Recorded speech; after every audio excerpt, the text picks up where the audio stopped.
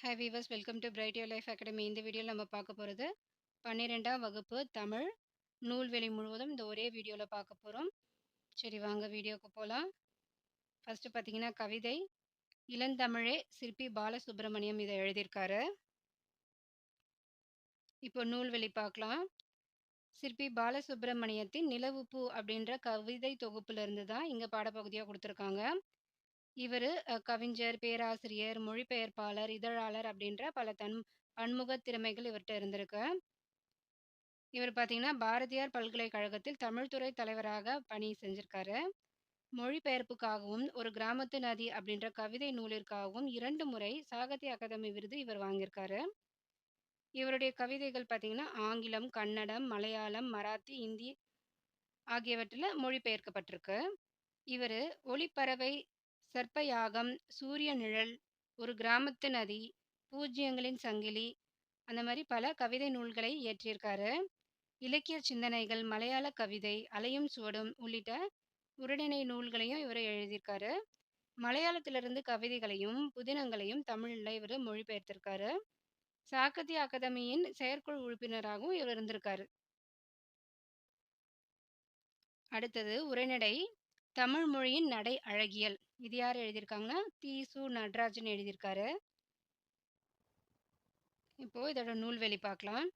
தி.சு. நடராஜன் எழுதிய தமிழ் அழகியல் அப்படின்ற நூலிலிருந்து தான் சில பகுதிகள் இங்கே தொகுக்கப்பட்டு பாடப்பகுதியாக கொடுத்துருக்கு.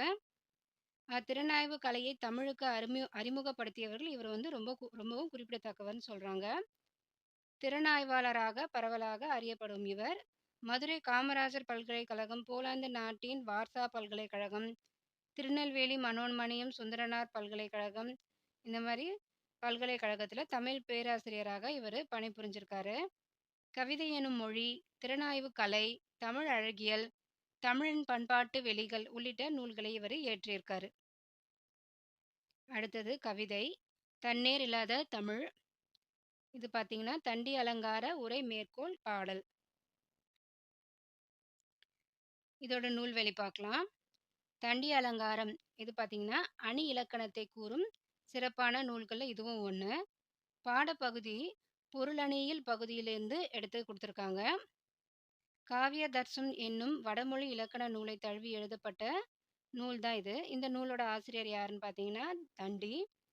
இவர் கிபி 12ஆம் நூற்றாண்டை சார்ந்தவர். இவர் இந்த நூலில் பார்த்தீங்கன்னா பொதுவியல், பொருளணியல், சொல்லணியல் அப்படின்ட்டு 3 பிரிவுகள் இருக்கு. இது பார்த்தீங்கன்னா இலக்கண நூலார், உரையாசிரியர்கள் ஆகியோர் பலரால் எடுத்தாளப்பட்ட பெருமை பெற்ற நூல் தான் இது. அடுத்தது விரிவானம் தம்பி நெல்லையப்பருக்கு. இது யார் எழுதியிருக்காங்கன்னா பாரதியார் எழுதியிருக்காரு. இப்போ நூல்வெளி பார்க்கலாம். மகாகவி பாரதியார் நெல்லையப்பருக்கு எழுதிய கடிதம் தான் ஆ பத்மநாபன் பாரதி கடிதங்கள் அப்படின்ற ஒரு நூலாக வந்து பதிப்பிச்சிருக்காரு. இதில் பார்த்தீங்கன்னா பாரதி அவருடைய 15 வயதுல கல்வி கற்கணும்னு சொல்லிட்டு எட்டயபுரம் மன்னருக்கு கடிதம் எழுதியிருக்காரு உதவி கேட்டு. அந்த லெட்டர்ல இருந்து அந்த கடிதத்துல இருந்து அவருடைய சாகரத்துக்கு முன்னாடி குந்தி கேசவர் அப்படின்றவருக்கு வந்து கடிதம் எழுதியிருக்காரு. அந்த கடிதம் வரையும் எல்லாமே தொகுக்கப்பட்டு ஒரு நூலா கொடுத்திருக்காரு. பாரதியாரை விட 7 ஆண்டுகள் வந்து பரளி சு. நெல்லையப்பர் வந்து சின்னவர். அவரை வந்து பாரதியார் தம்பியாகவே எண்ணிக்கொண்டு ரொம்ப அன்பு காட்டி இருந்திருக்காரு. ஸோ இந்த கடிதங்கள்லாம் மூலியமா நம்ம பாரதியாரை பத்தி இன்னும் நிறைய விஷயம் தெரிஞ்சுக்கிறதுக்கு ரொம்ப உதவியா இருக்கு. இப்போ கவிதை பிறகொரு நாள் கோடை. இது பார்த்தீங்கன்னா ஐயப்பா மாதவன் எழுதியிருக்காரு.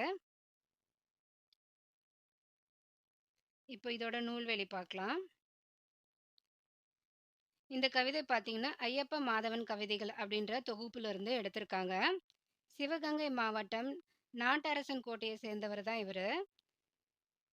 இதழியல் துறை, திரைத்துறை அந்த 2த்துலேயே வந்து அதை சார்ந்த பணிகள் வந்து செஞ்சுட்டு இருந்திருக்காரு.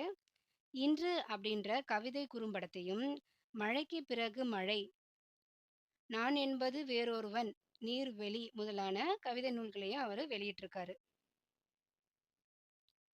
அதுக்கு அடுத்தது கவிதை நெடுநல் வாடை. இது யார் எழுதியிருக்காங்கன்னா நக்கீரர் எழுதியிருக்காரு.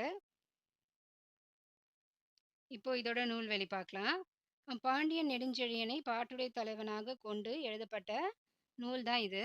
இது பார்த்தீங்கன்னா, மதுரை கணக்காயனார் மகனார் நக்கீரர் எழுதிய நூல் அப்படின்னு சொல்றாங்க. இது பார்த்தீங்கன்னா, 10 பாட்டு நூல்கள்ல ஒண்ணு. இதுல 188 அடிகள் இருக்கு. ஆசிரியப்பாவால் இயற்றியிருக்காங்க இந்த நூலு. இந்த பாடல்ல பெயர் பார்த்தீங்கன்னா, இரு வகையில் சிறப்பா விளங்குது. தலைவனை பிரிந்து தலைவிக்கு துன்பம் மிகுதியால் நெடுவாடையாக போர் பாசறைக்கும், தலைவிக்கு வெற்றி பெற ஏதுவான நல்வாடையாகவும் இருப்பதனால் நெடுநல்வாடை அப்படின்ட்டு பெயர் வந்திருக்குன்னு சொல்றாங்க. அதுக்கு அடுத்தது விரிவானம். முதல் கல். இதை யார் எழுதியிருக்காங்கன்னா, உத்தம சோழன் எழுதியிருக்காரு.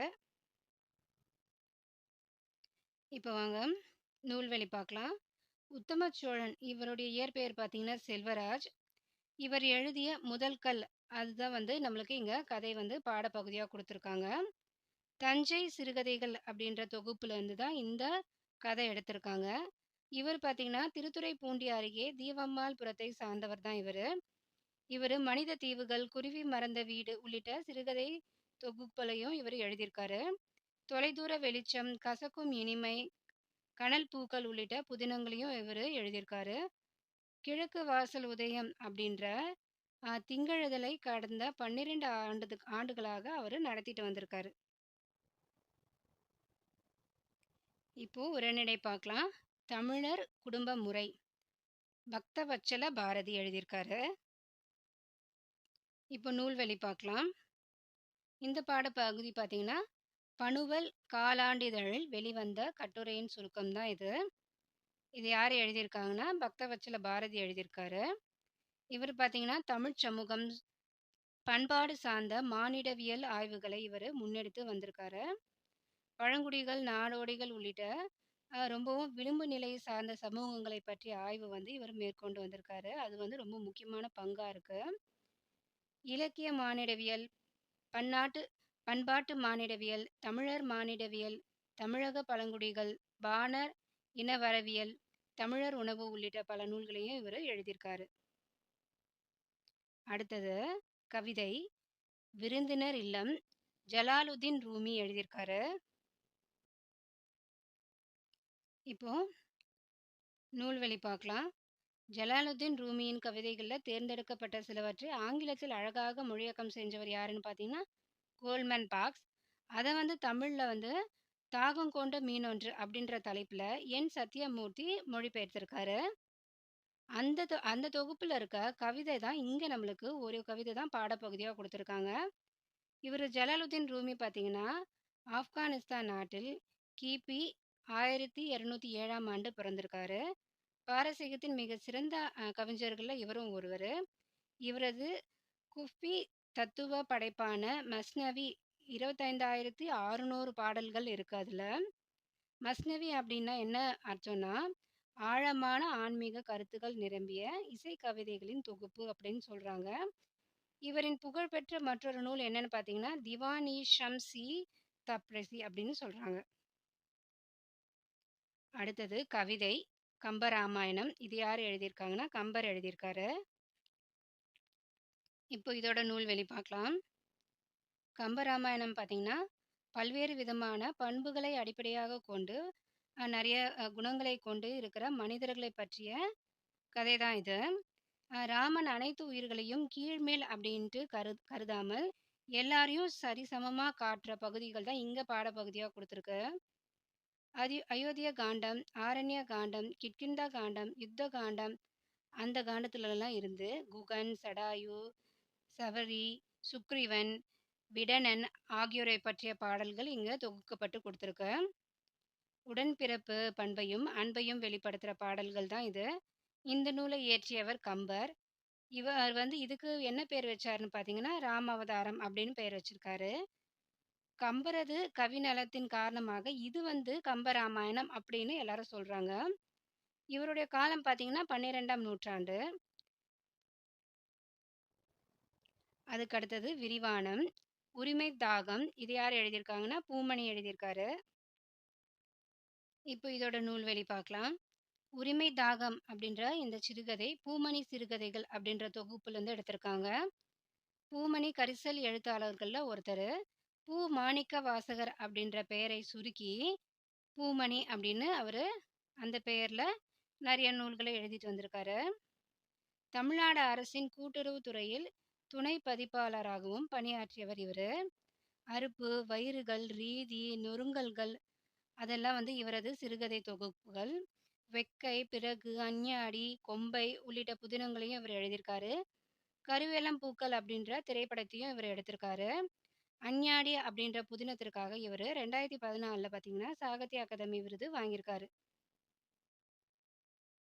அடுத்தது திருக்குறள். இதோட நூல்வெளி பார்க்கலாம். திருக்குறள்னா திரு பிளஸ் குறள் தான் திருக்குறள் சொல்றாங்க. இது பார்த்தீங்கன்னா சிறந்த குறள் வெண்பாக்களால் ஆன நூல் தான் இது. அதனால தான் இதை திருக்குறள் அப்படின்னு சொல்றாங்க. இது 14 கீழ்க்கணக்கு நூல்கள்ல ஒன்று. இதுல குறள் பார்த்தீங்கன்னா 2 அடி வெண்பா, திரு சிறப்பு அடைமொழி. அதனால தான் இது திருக்குறள் அப்படின்னு சொல்றாங்க. திருக்குறள் என்பது அடையெடுத்த கருவி ஆகுபெயர் அப்படின்றாங்க. குறள் உலக பொதுமறை, அறவிலக்கியம், தமிழர் திருமறை, மனித நாகரிகம் பிற நாடுகளில் தோன்றும் முன்னரே மனித வாழ்வின் மேன்மைகளையும் வாழ்வியல் நெறிகளையும் வகுத்து காட்டிய நூல்னு சொல்றாங்க. ஆங்கிலம், லத்தீன், கிரேக்கம் முதலிய உலக மொழிகள் பலவற்றிலும் இது மொழிபெயர்த்திருக்காங்க. ஆலும் வேலும் பல்லுக்குருதி, நாலும் ரெண்டும் சொல்லுக்குருதி அப்படின்ற பழமொழிக்கு ஏத்த மாதிரி தான் நாலிரண்டில் என்னும் பழமொழியின் இந்நூலின் பெருமையை நாம தெரிஞ்சுக்கலாம். இவற்றில் நால் அப்படின்றது நாலடியாரும், 2 அப்படின்றது திருக்குறளையும் தான் இங்க குறிச்சு காட்டுறாங்க. இந்த நூலை யாரெல்லாம் பதிப்பிட்டிருக்காங்களோ அதை இங்க கொடுத்துருக்கு பாருங்க. தருமர், மணக்குடவர், தாமத்தர், நச்சர், பரிதி, பரிமேழழகர், திருமலையார், மல்லர், பரிபெருமாள், காளிங்கர், வள்ளுவர் நூற்கு எல்லையுரை செய்தார் இவர் அப்படின்ற பழம்பாடல் திருக்குறளுக்கு உரை எழுதியவர்களின் பட்டியல் தான் இங்க காட்டியிருக்காங்க. ஏற்றுச்சுவரிலிருந்து திருக்குறள் முதல்ல அச்சிடப்பட்ட ஆண்டு பார்த்தீங்கன்னா 1812. அதுக்கு அடுத்தது பாருங்க. திருவள்ளுவரை பாரதிதாசனும் பாரதியாரும் எப்படியெல்லாம் புகழ்ந்திருக்காங்கன்னு கொடுத்துருக்கு பார்க்கலாம். வள்ளுவன் தன்னை உலகுக்கே தந்து வான்புகழ் கொண்ட தமிழ்நாடு அப்படின்ட்டு பாரதியாரும், வள்ளுவனை பெற்றதால் பெற்றதே புகழ் வையகமே அப்படின்ட்டு பாரதிதாசனும் புகழ்ந்து பாடியிருக்காங்க. தமிழ்நாடு அரசு பார்த்தீங்கன்னா 133 அடி உயரம் இருக்க திருவள்ளுவர் சிலை கன்னியாகுமரியில நிறுவியிருக்காங்க. திருவள்ளுவரின் நினைவை போற்றும் வகையில பார்த்தீங்கன்னா வேலூர்ல திருவள்ளுவர் பல்கலைக்கழகம் அப்படின்ட்டு அமைக்கப்பட்டிருக்கு. இங்க அதோட இயல்ல எத்தனை பகுதிகளாக இருக்குது அது எல்லாமே இங்கே கொடுத்துருக்கு. பால் பார்த்தீங்கன்னா அறம், பொருள், இன்பம். இதில் அதிகாரம் எண்ணிக்கை எத்தனை இருக்குன்னு பார்த்தீங்கன்னா அறம் 38 அதிகாரம் இருக்குது. பொருள் பார்த்தீங்கன்னா 70, இன்பம் பார்த்தீங்கன்னா 25. ஆக மொத்தம் 133 அதிகாரம் இருக்கு. இயல் பார்த்தீங்கன்னா 4, அறம்ல 4, பொருள்ல 3, இன்பத்துல 2 இருக்கு. ஸோ இயல் பார்த்தீங்கன்னா 9 இருக்கு. இயல்களின் பெயர்கள் பார்த்தீங்கன்னா அறத்துல பாயிரவியல், இல்லறவியல், துறவரவியல், ஊழியல் அப்படின்றதெல்லாம் அறம் சார்ந்த இயல்கள். பொருள் பார்த்தீங்கன்னா அரசியல், அமைச்சியல், ஒழிபியல். இன்பத்துல பார்த்தீங்கன்னா கலவியல், கற்பியல். இதெல்லாம் இயல்களின் பெயர்கள். இப்போ உரைநடை பகுதி பார்க்கலாம். பண்டைய காலத்து பள்ளிக்கூடங்கள். இது யார் எழுதியிருக்காங்கன்னா உவே சுவாமிநாதன் எழுதியிருக்காரு. இப்போ இதோட நூல்வெளி பார்க்கலாம். இந்த பாடப்பகுதி பார்த்தீங்கன்னா உயிர்மீட்சி அப்படின்ற தலைப்புல தொகுக்கப்பட்ட உவேசாவின் இலக்கிய கட்டுரையிலிருந்து தான் எடுத்திருக்காங்க. இவரை பார்த்தீங்கன்னா தமிழ் தாத்தா அப்படின்ட்டு சொல்லுவாங்க. இவர் இணையற்ற ஆசிரியர், புலமை பெருங்கடல், சிறந்த எழுத்தாளர். இவர் ஒரு பதிப்பாசிரியர். பழந்தமிழ் இலக்கியங்களை தேடி தேடி அச்சில் பதிப்பிக்க ரொம்ப பாடுபட்டிருக்காரு. மகோபாத்தியாய, திராவிட வித்யா பூஷணம், தக்ஷிணாத்திய கலாநிதி உள்ளிட்ட பட்டங்களை இவர் பெற்றிருக்காரு.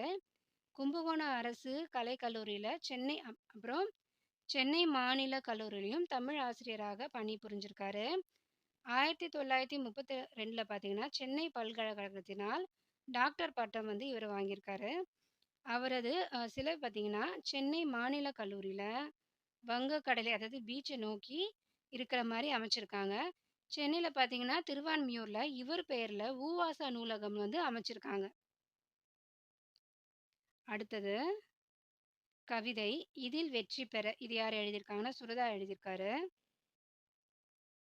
இப்போ நூல்வெளி பார்க்கலாம்.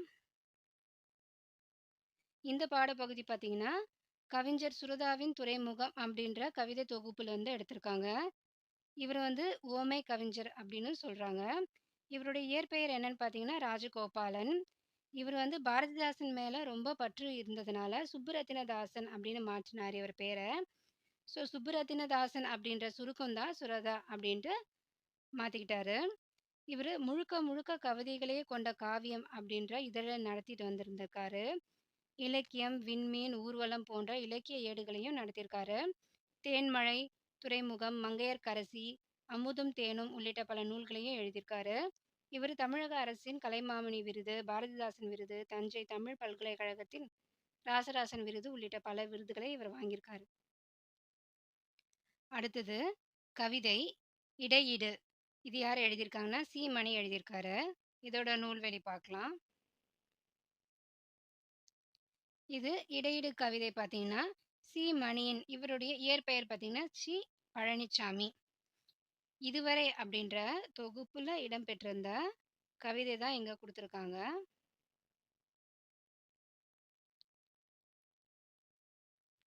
இந்த கவிதை பார்த்தீங்கன்னா, குறியீடுகளை கொண்டு அமைந்த கவிதை இது. அதனால பன்முக பொருள் இருக்கு இதுல. இந்த கவிதை கவிஞரின் கவிதை சார்ந்த எண்ணம், அதனை வெளிப்படுத்தும் வண்ணம், எழுதப்பட்ட கவிதையை உள்வாங்கும் வாசகனின் மனநிலை, அதையெல்லாம் வந்து குறியீடாக குறிப்பிட்டிருக்காரு. 1950 1959ஆம் ஆண்டு பார்த்தீங்கன்னா, இவரு எழுத்து அப்படின்ற இதழ வந்து நடத்திட்டு வந்திருக்காரு. இவரது கவிதைகள் தொடர்ந்து இருந்திருக்கு. இவர் நடை அப்படின்ற சிற்றிதழையும் நடத்திட்டு வந்திருக்காரு. இவர் படைத்த இலக்கணம் பற்றிய யாப்பும் கவிதையும் அப்படின்ற நூலும், வரும் போகும், ஒலி சேர்க்கை அப்படின்ற கவிதை தொகுப்புகளும் ரொம்பவும் முக்கியமானதுன்னு சொல்றாங்க. ஆங்கில பேராசிரியரான இவரு, தாவோ தேஜிங் அப்படின்ற சீன மொழியியல் நூலை தமிழ்ல மொழிபெயர்த்திருக்காரு. இவரு புது கவிதைகளில் அங்கத்தை மிகுதியாக பயன்படுத்தியிருக்காரு. இருத்தலின் வெறுமையை சிரிப்பும் கசப்புமாக சொல்லியிருக்காரு. விளக்கு இலக்கிய விருது, தஞ்சை தமிழ் பல்கலைக்கழக விருது, ஆசான் கவிதை விருது, கவிஞர் சிற்பி விருது ஆகிய பல விருதுகளை இவர் வாங்கியிருக்காரு. வே. மாலி, செல்வம் அப்படின்ற புனைப்பெயரிலும் இவர் எழுதிட்டு வந்திருக்காரு. அதுக்கு அடுத்தது கவிதை புறநானூறு. இது பார்த்தீங்கன்னா ஔவையார் எழுதியிருக்காங்க. இதோட நூல்வெளி பார்க்கலாம். சிற்றரசரான அதியமான் நெடுமான் அஞ்சி பரிசில் தராமல் காலம் நீட்டித்த போது ஔவையார் பாடிய பாடல் தான் இது. இந்த பாடல் பார்த்தீங்கன்னா புறநானூறு. இது வந்து 8 தொகை நூல்கள்ல ஒண்ணு. புறநானூறுன்னா பார்த்தீங்கன்னா, புறப்பொருள் பற்றிய நூல் தான் புறநானூறு. புறம்பாட்டு அப்படின்னும் இந்த நூலை வந்து சொல்லலாம். தமிழரின் போர், வீரம், நாகரிகம், பண்பாடு, நெறிப்பட்ட வாழ்க்கை அதெல்லாம் வந்து நம்ம தெரிஞ்சுக்க முடியும் இந்த நூலிலிருந்து. அதியமானிடம் நட்பு பாராட்டிய ஔவை பார்த்தீங்கன்னா, அவருக்காக தூது சென்றிருக்காரு. அரசவை புலவராக இருந்து பணி செஞ்சிருக்காங்க. இவர் பாடியதாக அகநானூற்றுல பார்த்தீங்கன்னா 4 பாடலும், குறுந்தொகையில 15ம், நற்றிணையில 7ம், புறநானூற்றுல 33 என 59 பாடல்கள் வந்து நமக்கு கிடைச்சிருக்கு. அடுத்தது கவிதை தெய்வமணிமாலை. இதை வந்து ராமலிங்க அடிகள் எழுதியிருக்காரு. இப்போ இதோட நூல்வெளி பார்க்கலாம். இந்த பாடப்பகுதியில் இருக்க பாடல் பார்த்தீங்கன்னா, ராமலிங்க அடிகளை அவர்கள் வந்து இயற்றிய திருவருப்பா அப்படின்ற நூல்லேருந்து எடுத்திருக்காங்க. 5ஆம் திருமுறையில் இருக்கு இந்த பாடல். இது பார்த்தீங்கன்னா தெய்வமணி மாலை அப்படின்ற பாமாலையில் இருக்கு. இந்த பாடல் சென்னை கந்தக்கோட்டத்து முருகப்பெருமானின் அருளை வேண்டி தெய்வமணி மாலையின் 8ஆம் பாடலாக பாடப்பட்டதுதான் இது. சமரச சன்மார்க்க நெறிகளை வகுத்தவர் தான் நம்ம ராமலிங்க அடிகள். இவர் பசிப்பினி வந்து போக்கியிருக்காரு. இவர் பார்த்தீங்கன்னா சிதம்பரத்தை அடுத்த மருதூர்ல பிறந்திருக்காரு. சிறு வயதிலேயே கவி பாடும் ஆற்றல் பெற்றிருந்திருக்காரு. இம்மண்ணில் வந்து பார்த்தீங்கன்னா ஆன்மநேய ஒருமைப்பாடு எங்கும் தழைக்கவும், உண்மை நெறி வந்து ஓங்கி நிற்கவும் ரொம்பவும் பாடுபட்டிருக்காரு. வாடிய பயிரை கண்டபோதெல்லாம் உள்ளம் அப்படின்ட்டு அவரு பாடியிருக்காரு. திருவருட்பா 6 திருமுறைகளாக பகுக்கப்பட்டிருக்கு. மனுமுறை கண்ட வாசகம், ஜீவகாருண்ய ஒழுக்கம் இதெல்லாம் இவருடைய உரைநடை நூல்கள். அடுத்தது பார்க்கலாம். கவிதை. இது பார்த்தீங்கன்னா, தேவாரம். இது யார் எழுதியிருக்காங்கன்னா, திருஞான சம்பந்தர் எழுதியிருக்காரு. இப்போ இது வந்து நூல்வழி பார்க்கலாம். இங்க பாடப்பகுதியா குடுத்திருக்கிறது பார்த்தீங்கன்னா, 2ஆம் திருமுறையில் உள்ள திருமயிலாப்பூர் பதிகத்தில இடம்பெற்றிருக்கு. 12 திருமுறைகளில் முதல் 3 திருமுறைகள் திருஞான சம்பந்தர் பாடியிருக்க பாடல்கள் தொகுப்பு தான். இவர் பாடல் பார்த்தீங்கன்னா, இசை பாடல்களாகவே இருக்கும் பொதுவா. இவர் பாடல்கள் பார்த்தீங்கன்னா, இந்த பாடல்கள்லாம் நம்பியாண்டார் நம்பி அவர் தான் வந்து தொகுத்திருக்காரு. இந்த பாடல்களுக்கு தேவாரம் அப்படின்ட்டு பெயர் இருக்கு. சமுதாயத்தின் பொருளாதார கலை பண்பாட்டு நிலைகள், தமிழுக்கு இருந்த உயர்நிலை, இசை தத்துவம், சமய கோட்பாடுகள் அனைத்தும் வந்து சம்பந்தர் பாடல்ல வந்து விவரமா சொல்லியிருக்காரு. அடுத்தது கவிதை அகநானூறு. இது பார்த்தீங்கன்னா, அம்மூவனார் எழுதியிருக்கு. இப்போ இதோட நூல்வழி பார்க்கலாம். பாடல் வைப்பு முறையில் பாடல் எண்ணிக்கைக்கு ஏற்ப திணைகள் வரிசையாக வைத்து தொகுக்கப்பட்ட நூல் தான் அகநானூறு. இது 8 தொகை நூல்ல ஒண்ணு. இதுல பார்த்தீங்கன்னா 3 பிரிவுகள் இருக்கு. கழற்றியானை நிறை, மணிமடை பவளம், நித்தில கோவை. இதுல கழற்றியானை நிறையில பார்த்தீங்கன்னா 120 பாடல்களும், மணிமடை பவளத்துல 180 பாடல்களும், நித்தில கோவையில 100 பாடல்களும் இருக்கு. இது அகப்பாடல்கள் மட்டுமே பாடியவர்கள் ஒருவர் தான் அம்மூவனார். நெய்தல் திணை பாடல்களை பாடுவதில் வல்லவர். இவரது பாடல்கள் 8 தொகையில நற்றிணை, குறுந்தொகை, அகநானூறு, ஐங்குறுநூறு ஆகியவற்றிலும் தொகுக்கப்பட்டிருக்கு. அடுத்தது விரிவான பகுதி. தலைக்குளம். இது யார் எழுதியிருக்காங்கன்னா, தோப்பில் முகமது மிரான் எழுதியிருக்காரு. இப்போ இதோட நூல்வழி பார்க்கலாம். தோப்பில் முகமது மிரான் அவர்கள் எழுதிய ஒரு குட்டி தீவின் வரைபடம் அப்படின்ற சிறுகதை தொகுப்புல இருந்து தான் இந்த சிறுகதை எடுத்து நம்மளுக்கு கொடுத்துருக்காங்க. இவர் பார்த்தீங்கன்னா, கன்னியாகுமரி மாவட்டம் தேங்காய்பட்டினம் அப்படின்ற ஊர்ல பிறந்திருக்காரு. 1944ல பிறந்திருக்காரு. இவர் தமிழ், மலையாளம் ஆகிய 2 மொழியிலும் நிறைய நூல்களை எழுதியிருக்காரு. புதினம், சிறுகதை அப்படி பல்வேறு இலக்கிய தளங்களிலும் ஈடுபட்டிருக்காரு.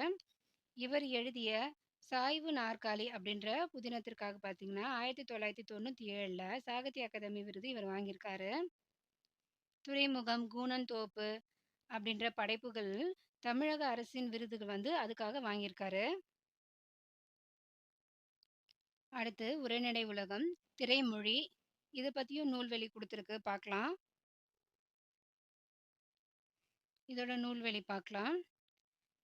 இது பார்த்தீங்கன்னா, இதில் என்ன சொல்லியிருக்காங்கன்னா, திரைமொழி குறித்த இந்த பாடத்தில் பார்த்தீங்கன்னா, திரு அஜயன் பாலா அப்படின்றவர் எழுதிய கட்டுரையை அடிப்படை சட்டமாக கொண்டு சுஜாதா, செழியன், அம்ஷன் குமார் அவங்க எல்லாம் சேர்ந்து இந்த திரை பார்வைகளை ஊடும் பாவுமாக எடுத்து கொடுக்கப்பட்டது தான் இந்த உரைநடை பகுதி. கலையும் வணிகமுமான திரைப்படத்தை எப்படி அணுகணும் அப்படின்றத ஒரு ஃபார்முலா மாதிரி கொடுத்துருக்காங்க எல்லாருக்கும் சொல்லி கொடுக்கறதுக்காக. உடல் மொழி இதில் என்னென்ன மாதிரி விஷயங்கள்லாம் நம்ம கற்றுக்க முடியும்னா, உடல் மொழி, குறியீடுகள், கதை எப்படி நகர்த்தி எடுத்துகிட்டு போகிறது, எப்படி உரையாடல்லாம் கொடுக்கறது, அதை பற்றியெல்லாம் இதில் வந்து நிறைய கொடுத்துருக்காங்க.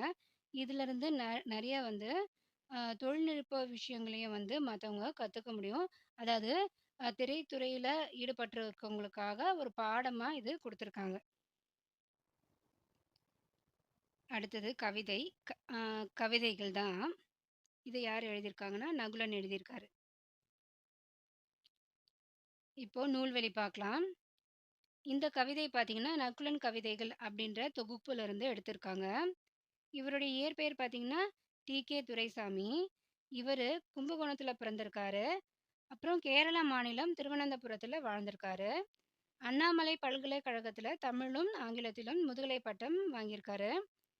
தமிழில் அனைத்து சிற்றிதழ்களையும் இவர் எழுதிட்டு வந்திருக்காரு.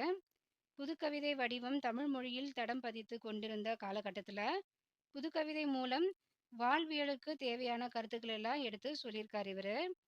இவர் பார்த்தீங்கன்னா, சொல் விளையாட்டுகளோ வாழ்க்கை பற்றிய எந்த குழப்பமோ இன்றி தெளிவான சிந்தனையோடு கருத்துக்களை எடுத்து சொல்லியிருக்காரு. இவருடைய கவிதைகள் 3, 5, கண்ணாடியாகும் கண்கள், நாய்கள், வாக்குமூலம், சுருதி உள்ளிட்ட சிறு சிறு தொகுதிகளாக வந்திருக்கு. இவரு 7 புதினங்களையும் எழுதியிருக்காரு. பாரதியின் கவிதைகளை வந்து ஆங்கிலத்துல மொழிபெயர்த்திருக்காரு இவரு. அடுத்தது கவிதை. இது பார்த்தீங்கன்னா சிலப்பதிகாரம். பூகார் காண்டம் அதுல இருக்கிறது தான் இங்க பாடப்பகுதியா குடுத்துருக்காங்க. இது யார் எழுதியிருக்காங்கன்னா, இளங்கோவடிகள் எழுதியிருக்காரு. இப்போ நூல்வழி பார்க்கலாம். சிலப்பதிகாரத்துல இருக்க அரங்கேற்று காதையின் ஒரு பகுதி தான் இங்க பாடமாக குடுத்துருக்கு. தமிழரின் கலை, நாகரிகம், பண்பாடு அது எல்லாத்தையுமே வந்து உள்ளடக்கிய நூல் தான் சிலப்பதிகாரம்னு சொல்றாங்க. இது பார்த்தீங்கன்னா, அரச குடி அல்லாதவர்களை பற்றிய ஒரு காப்பியம் தான் இது. அரச பரம்பரையில இல்லாதவங்கள ஒரு எல்லாருமே சாதாரண மக்கள பத்தி காப்பிய தலைவனாக கொண்டு எழுதப்பட்ட நூல் இது. அதனால தான் இது குடிமக்கள் காப்பியம் அப்படின்னு சொல்றாங்க. இதுல பார்த்தீங்கன்னா, பூகார், மதுரை, வஞ்சி அப்படின்ற 3 காண்டங்கள் இருக்கு. சேர, சோழ, பாண்டிய அப்படின்ற மன்னர்கள பத்தியும் நம்ம இந்த இதுல தெரிஞ்சுக்க முடியும். அதனால தான் இது மூவேந்தர் காப்பியம் அப்படின்னு சொல்றாங்க. முதல்ல பார்த்தீங்கன்னா, பெண்மை முதன்மைப்படுத்தி எழுதப்பட்ட நூலு. அவ பார்த்தீங்கன்னா, அரசனை எதிர்த்து வழக்காடியிருக்காங்க. அதனால இது புரட்சி காப்பியம் அப்படின்னும் சொல்லலாம். இது பார்த்தீங்கன்னா, இயல், இசை, நாடகம் அப்படின்ற 3மே இதுல உள்ளடங்கியிருக்கு. அதனால இத முத்தமிழ் காப்பியம் அப்படின்னு சொல்றாங்க. இது செய்யுள், பாடல், உரைநடை 3மே கலந்து எழுதியிருக்காங்க இந்த நூல. அதனால இத உடையிடையிட்ட பாட்டுடை செய்யுள் அப்படின்னும் சொல்றாங்க. இந்த நூல் பார்த்தீங்கன்னா, நெறைய வந்து சிறப்பு பெயர்கள் இருக்கு. அது என்னென்னன்னு பார்த்தீங்கன்னா, பொதுமை காப்பியம், ஒற்றுமை காப்பியம், வரலாற்று காப்பியம் இதெல்லாம் வந்து அதோடைய சிறப்பு பெயர்கள். சிலப்பதிகாரத்தின் கதை பார்த்தீங்கன்னா, அதோட தொடர்ச்சியா தான் மணிமேகலை கதையும் எழுதியிருக்காங்கன்னு சொல்றாங்க. அதனால சிலப்பதிகாரமும், மணிமேகலையும் வந்து இரட்டை காப்பியங்கள் அப்படின்னு அழைக்கிறாங்க. இத வந்து யார் இயற்றியிருக்காங்கன்னா, சிலப்பதிகாரத்தை இயற்றியவர் பார்த்தீங்கன்னா, இளங்கோவடிகள். இவர் வந்து சேரன் தம்பி. சிலம்பை இசைத்ததும் அப்படின்ட்டு பாரதியார் இவர பத்தி குறிப்பிட்டிருக்காரு. இவர் பார்த்தீங்கன்னா, வரந்தரு காதை அந்த காதையில இளங்கோவடிகள் அவர பத்தி என்ன சொல்லியிருக்காருன்னா, தான் செங்குட்டவன் தம்பி அப்படின்ற குறிப்ப வந்து வரந்தரு காதை அப்படின்ற காதையில வந்து இவர பத்தி குறிப்பிட்டு சொல்லியிருக்காரு. அடுத்தது கவிதை. மெய்ப்பாட்டியல். இது யார் எழுதியிருக்காங்கன்னா, தொல்காப்பியர் எழுதியிருக்காரு. இப்போ இதோட நூல்வெளி பார்க்கலாம். இங்க பாடப்பகுதியா குடுத்திருக்கிறது பார்த்தீங்கன்னா, தொல்காப்பிய பொருளதிகாரத்தின் மெய்ப்பாட்டியல்ல இடம்பெற்றிருக்கு. தொல்காப்பியம் பார்த்தீங்கன்னா, தமிழ்ல கிடைச்சிருக்க முதல் இலக்கண நூல் தான் இந்த தொல்காப்பியம். இதன் மூலியமா நம்ப பழந்தமிழரின் நாகரீகம் அத வந்து நம்ம நல்லாவே தெரிஞ்சுக்க முடியும். தமிழ் மொழியின் அமைப்பை விதிகளாக்கி விளக்குவதோடு, தமிழ் கவிதையின் நுட்பங்களையும் இதுல நெறைய சொல்லியிருக்காங்க. தொல்காப்பிய பொருளதிகாரம் கவிதைகளுக்கான பொருண்மை, உறுப்புகள், உத்திகள், அழகு ஆகியவற்றையெல்லாம் வந்து சிறப்பா எடுத்து சொல்லியிருக்கு. இதனுடைய ஆசிரியர் யாருன்னு பார்த்தீங்கன்னா, தொல்காப்பியர். இவரு வந்து தமிழ் சான்றோர்கள்லாம் என்ன சொல்றாங்கன்னா, "ஒல்கா பெரும்புகழ் தொல்காப்பியன்" அப்படின்ட்டு இவர பெருமையா சொல்லியிருக்காங்க. இந்த நூல் முழுமைக்கும் வந்து உரை யார் எழுதியிருக்காங்கன்னு பார்த்தீங்கன்னா, இளம்பூரணார் எழுதியிருக்காரு. அடுத்தது விரிவானம், நடிகர் திலகம். இதை யார் எழுதியிருக்காங்கன்னா, பாலச்சந்திரன் சுள்ளிக்காடு எழுதியிருக்காரு. இப்போ இதோட நூல்வெளி பார்க்கலாம். இந்த பாடப்பகுதி பார்த்தீங்கன்னா, மலையாள கவிஞர் கவிஞர் அது மட்டும் இல்லாம அவரு ஒரு நடிகரும் கூட. அவரு யார் பார்த்தீங்கன்னா, பாலச்சந்திரன் சுள்ளிக்காடு. அவர் எழுதிய சிதம்பர ஸ்மரண அப்படின்ற நூல்ல இருந்து தான் இந்த பகுதி நம்மளுக்கு குடுத்துருக்காங்க. இவர் பார்த்தீங்கன்னா, எர்ணாகுளம் மகாராஜா கல்லூரியில ஆங்கிலத்தில் பட்டம் பெற்றிருக்காரு. இவரின் இந்த நூல கே.வி. சைலஜா சிதம்பர நினைவுகள் அப்படின்ற தலைப்புல தமிழ்ல மொழிபெயர்த்து குடுத்துருக்காங்க. அடுத்தது உரைநடை. இலக்கியத்தில் மேலாண்மை. இது யார் எழுதியிருக்காங்கன்னா, வே. இறையன்பு. இப்போ நூல்வழி பார்க்கலாம். இந்த பாடப்பகுதி பார்த்தீங்கன்னா, வே. இறையன்பு அவர்கள் எழுதிய இலக்கியத்தில் மேலாண்மை அப்படின்ற நூலிலிருந்து எடுத்து குடுத்துருக்காங்க. இவரு தமிழ்நாடு அரசின் இந்திய ஆட்சிப் பணி அலுவலராக பணியாற்றி வருகிறார். அ இவர் பார்த்தீங்கன்னா, தேர்வுக்கு வந்து தமிழை ஒரு விருப்ப பாடமாக எடுத்து படிச்சு வெற்றி பெற்றிருக்காரு. 1990ஆம் ஆண்டு முதல் பல்வேறு துறைகள்ல நெறைய பதவிகள வந்து இவரு வகிச்சு வந்திருக்காரு. தமிழ் இலக்கிய பற்றுடைய இவர் பார்த்தீங்கன்னா, தமிழ்ல வாய்க்கால் மீன்கள், ஐஏஎஸ் வெற்றி படிக்கட்டுகள், 7வது அறிவு, உள்மொழி பயணம், மூளைக்குள் சுற்றுலா அப்படின்ற பல நூல்களை எழுதியிருக்காரு. பட்டிமன்றங்கள்ல பார்த்தீங்கன்னா, நடுவராவும் இருந்திருக்காரு. ஊடகங்களையும் நெறைய வந்து பங்களிப்பு செஞ்சுட்டு வந்திருக்காரு. இவர் எழுதிய வாய்க்கால் மீன்கள் அப்படின்ற கவிதை நூல் பார்த்தீங்கன்னா, 1995ஆம் ஆண்டு தமிழ் வளர்ச்சித் துறையின் சிறந்த நூலுக்கான பரிசினை வந்து இவர் வாங்கியிருக்காரு. சிறுகதை, புதினம், தன் முன்னேற்ற நூல், நம்பிக்கை நூல் என இவர் வந்து நெறைய படைப்புகள் வந்து படைச்சிருக்காரு. அடுத்தது கவிதை அதிசய மலர். இது யார் எழுதியிருக்காங்கன்னா, தமிழ் நதி நூல்வெளி பார்க்கலாம். இந்த கவிதை பார்த்தீங்கன்னா, அதன் பிறகும் எஞ்சும் அப்படின்ற கவிதை தொகுப்புல இருந்து எடுத்து குடுத்துருக்காங்க. இது யார் எழுதியிருக்காங்கன்னா, தமிழ்நதி. இவங்களுடைய இயற்பெயர் கலைவாணி. இவங்க இலங்கையை சார்ந்தவங்க. திருக்கோணமலை என்ற ஊர்ல பிறந்திருக்காங்க. யாழ்ப்பாண பல்கலைக்கழகத்துல கலைத்துறையில பட்டம் பெற்றிருந்திருக்காங்க. இப்போ வந்து கனடாவுல வசித்து வராங்க. நந்தகுமாரனுக்கு மாதங்கி எழுதியது, சூரியன் தனித்தலையும் பகல், இரவுகளில் பொழியும் துயரப்பனி, கானல் வரி, ஈழம் கைவிட்ட தேசம், பார்த்தீனியம், அந்த மாரி பல படைப்புகளை இவங்க வந்து படைச்சிருக்காங்க. அடுத்தது கவிதை தேயிலை தோட்ட பாட்டு. முகமது ராவுத்தர் எழுதியிருக்காங்க. இதோட நூல்வெளி பார்க்கலாம். இங்க நமக்கு பாடப்பகுதியில குடுத்திருக்க பாடல் பார்த்தீங்கன்னா, கும்மி பாடல்கள் வகையை சார்ந்தது. பாரத மக்களின் பரிதாப சிந்து அப்படின்ற தேயிலை தோட்ட பாட்டு அப்படின்ற நூல்ல இருந்து எடுத்து குடுத்துருக்காங்க. இயல்பா தங்களுடைய வாழ்க்கையில நடக்கிற தாக்கங்கள் பற்றிய பாடல்கள், கதை பாடல்கள் இதெல்லாம் வந்து இலக்கிய வடிவங்கள்ல வெளிப்படுத்தியிருப்பாங்க. பல்வேறு பொருள்கள் பற்றிய இவ்வெளிப்பாடுகள் பார்த்தீங்கன்னா, மெல்லிய தாள்ல, பெரிய எழுத்துல, மலிவான அச்சுல 19ஆம் நூற்றாண்டுல அதோட இறுதியில அதோட இறுதியில இருந்து 20ஆம் நூற்றாண்டு முற்பகுதி வரை சிறு சிறு நூல்களாக இதெல்லாம் வெளியிட்டிருக்காங்க. வெகுசன இலக்கியம், முச்சந்தி இலக்கியம், குஜிலி நூல்கள், காலணா அரையாணா பாட்டு புத்தகங்கள், பெரிய எழுத்து புத்தகங்கள், தெரு பாடல்கள் இதெல்லாம் வந்து இதுக்கு வந்து பலவாறாக இந்த நூலுக்கெல்லாம் பேர் வச்சிருக்காங்க. செவ்வியல் இலக்கிய மரபு பாடாத, சொல்லாத, அப்படி இல்லைன்னா புறக்கணித்த கருப்பொருள்களை எல்லாம் இந்த மாதிரி நூல்கள்ல வந்து எடுத்து பாடியிருப்பாங்க. அடுத்தது கவிதை. இது பார்த்தீங்கன்னா புறநானூறு. இது யார் எழுதியிருக்காங்கன்னா, பிசிராந்தையார் எழுதியிருக்காரு. இதோட நூல்வெளி பார்க்கலாம். இது பார்த்தீங்கன்னா, புறநானூற்று பார்த்தீங்கன்னா, 184வது பாடல்ல இடம்பெற்றிருக்கு இந்த பாடல். புறநானூற புறம்பாட்டு அப்படின்னு சொல்லுவாங்க. பண்டைய தமிழகத்தின் தமிழர்களுடைய அரசியல், சமூக வரலாறு அதெல்லாம் வந்து இந்த நூல் மூலியமா நம்ம தெரிஞ்சுக்க முடியும். இதுல பார்த்தீங்கன்னா, மூவேந்தர், குறுநில மன்னர், வேளிர், அவங்களுடைய சிறப்புடை மக்கள், போர்ச் செய்திகள், கையறு நிலை, நடுகள் போன்ற பல்வேறு உண்மைகளை வந்து இந்த நூல்ல இருந்து நம்ம தெரிஞ்சுக்க முடியும். இந்த நூல் பார்த்தீங்கன்னா, 1894ஆம் ஆண்டு உ.வே.சா வந்து இத அச்சுல ஏத்திருக்காரு. இதன் சிறப்பு கருதி தான் இதனை பலரும் ஆங்கிலத்திலயும் வந்து பிற மொழியிலயும் இத மொழிபெயர்த்திருக்காங்க. கலிஃபோர்னியா பல்கலைக்கழகத்தின் தமிழ் பேராசிரியர் ஜார்ஜ் எல்.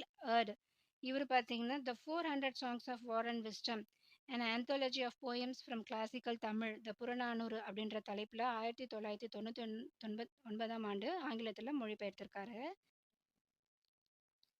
இந்த பாடலின் ஆசிரியர் பார்த்தீங்கன்னா பிசிராந்தையார். பிசிர் என்பது பாண்டிய நாட்டில் இருந்த ஒரு ஊரு. ஆந்தையார் என்பது இவருடைய இயற்பெயர்னு சொல்றாங்க.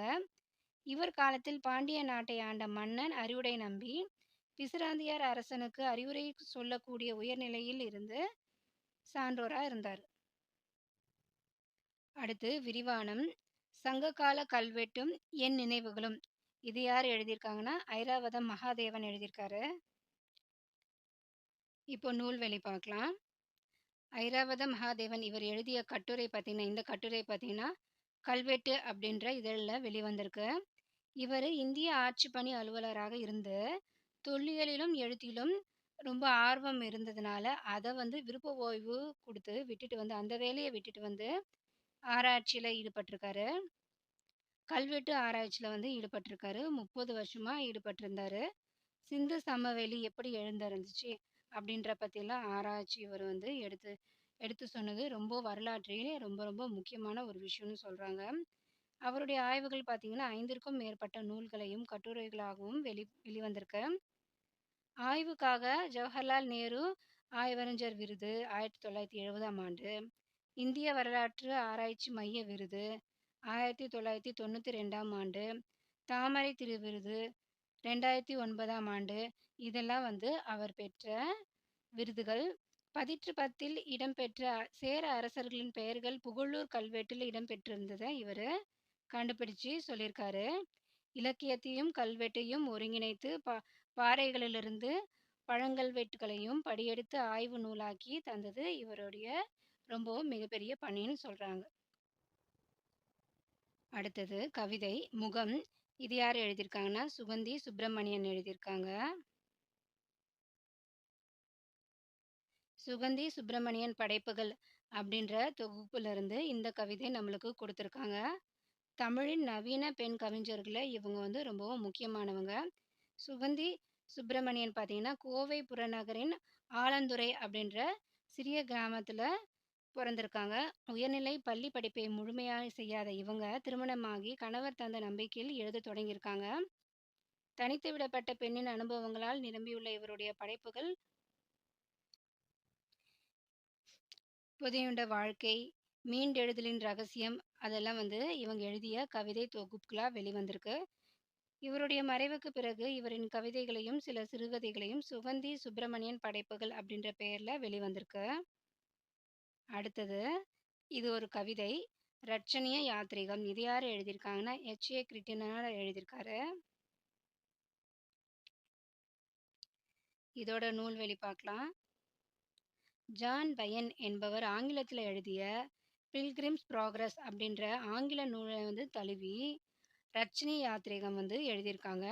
இது பார்த்தீங்கன்னா 3766 பாடல்கள் இருக்கு. இது ஆதி பருவம், குமார பருவம், நிதான பருவம், ஆரண்ய பருவம், ரட்சணிய பருவம், அப்படி 5 பருவங்கள் இருக்கு. இந்த காப்பியத்தின் குமார பருவத்தில் உள்ள ரட்சணிய சரித படலத்தில் இடம்பெற்றிருக்க இயேசுவின் இறுதிக்கால நிகழ்ச்சிகள் தான் இங்க பாடப்பகுதியாக கொடுத்துருக்காங்க. இதோட ஆசிரியர் யாரு பார்த்தீங்கன்னா, H.A. கிருட்டிண பிள்ளைன்னு சொல்லுவாங்க. பிற சமய இலக்கியங்களைப் போலவே கிறிஸ்துவ சமய இலக்கியங்களையும் தமிழ் இலக்கிய வளமைக்கு ஏற்ற மாதிரி கொடுத்தது இவருடைய பெரும் பங்களிப்பாக இருக்கு. H.A. கிருட்டிணனார் பார்த்தீங்கன்னா, போற்றி திரு அகவல், ரட்சணிய மனோகரம் முதலிய நூல்களையும் இயற்றியிருக்காரு. இவரை கிறிஸ்துவ கம்பர் அப்படின்னு சொல்லுவாங்க. அடுத்தது கவிதை சிறுபன ஆற்றுப்படை. இது யார் எழுதியிருக்காங்கன்னா, நத்தத்தனார் எழுதியிருக்காரு.